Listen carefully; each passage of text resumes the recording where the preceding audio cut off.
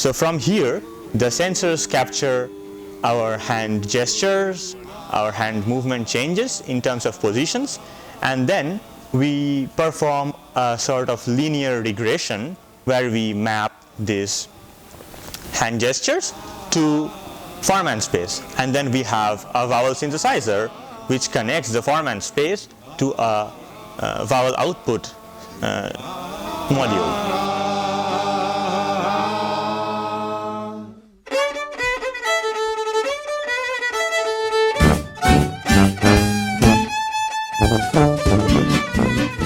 One of the aspects of this project, one part is to get gestural movement into sound that creates the sounds of the voice.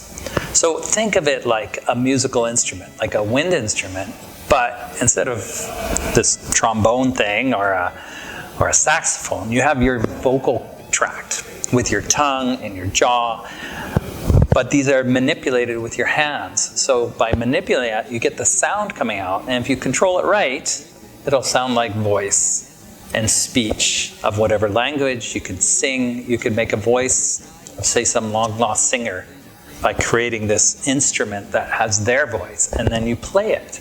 So then we'd be able to do things like compose songs for a particular voice that somebody in 100 years from now could play as originally composed.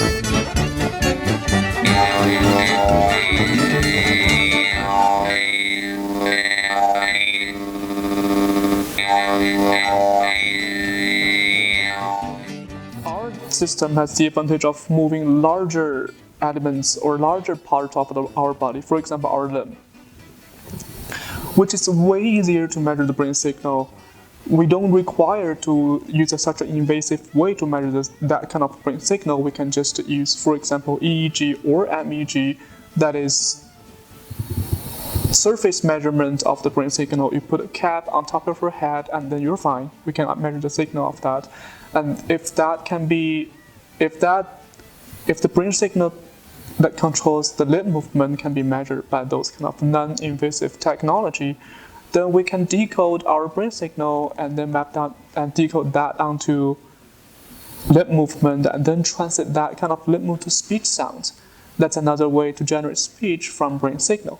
Scientists have been interested in the question of how speech works, how language works, as long as there has been scientific inquiry.